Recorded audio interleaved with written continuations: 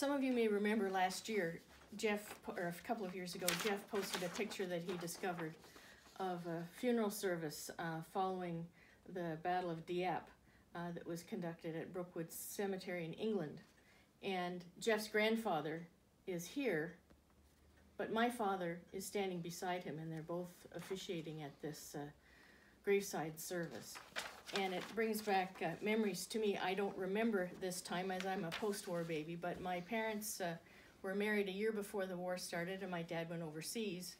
And my mother would say never to be heard from again. But she went, in 1942, she went to see the movie Holiday Inn in Montreal with a friend of hers, and they played newsreels before the movie started.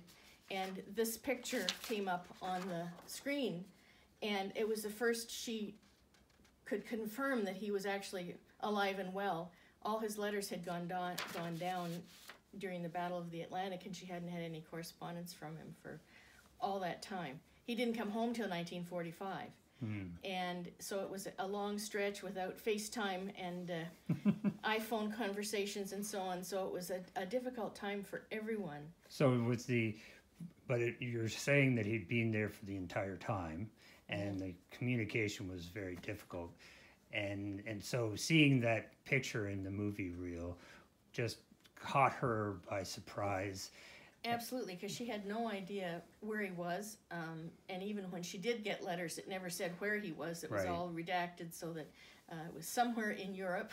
And then later when he was on the continent, the communications was even more strained. But with the cenotaph services, he would lead those services? Often, yes. There would be other clergy involved because there were at least 3 other clergy from Stratford who had been chaplains.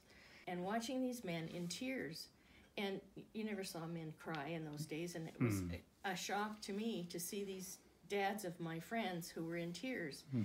And then in retrospect, when I look back now, I realize that, it was less than 10 years from the end of the war. And these fellows all had memories that were all brought to the fore at a Remembrance Day service. And certainly, as you say, I remember with my grandfather, very similar thing. All of these men, and it would just be shoulder to shoulder, and the silence would be so strong, but you would start to hear, you could actually see them crying. And as you were saying, as a child then, it was hard to figure out how. Yeah, I didn't understand the emotion of what was happening, because little kids don't understand what war is all about. Right. We know now, and since my father's death, I have done some exploring and found out a whole lot about the kinds of things he had to do. And we have his war diaries, or the drafts of his war diaries that are written in pencil and very hard to read. But as I've said before, for someone who carried a pipe in his pocket and a penknife, he knew how to sharpen a pencil, but never seemed to do it. Never seemed to do it. But anyway, we have the diaries and accounts of from other sources that he was an education officer in addition to being chaplain, and was involved in trying to keep the morale up of the troops while they were training in England, which was a pretty hard task, I think. Almost as hard as keeping people amused during COVID, I would expect. And keeping them out of trouble, too. My grandfather's diary spoke a lot about that. But in terms of that picture, just hold it up again. In terms of that picture, we have here the 2 of them, and that's him in the top right there, with my grandfather beside him. But obviously the focal point of the picture are these graves. And you were saying that, later on he would talk about the boys he buried in, in gray blankets. He often referred to the fact that he buried a lot of fine men in gray blankets. And he often came home from a funeral where there would be a very elegant coffin and bought at great expense. And he would come home saying, buried a lot of good men in gray blankets. And there, you showed me one other picture, which let's see if we can just show it to people. Explain this a little bit. This is a little building that his troops found somewhere near their encampment in England, and he said he needed an office, So they converted it to what looks like a mini chapel, but it was really just an office.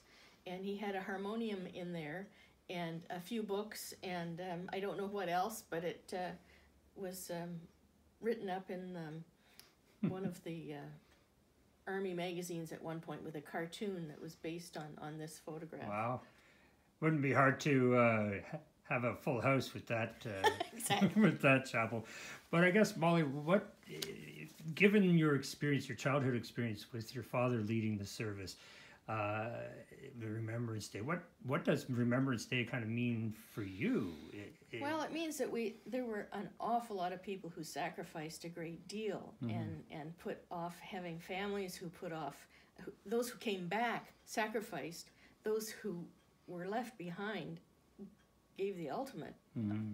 All very young men who were left there. Yeah. And when we have a Remembrance Day service, we're remembering those who died, but we're also remembering those who served. Yeah. Not many of them left from the First and Second World, or from the Second World War. There are very few left now.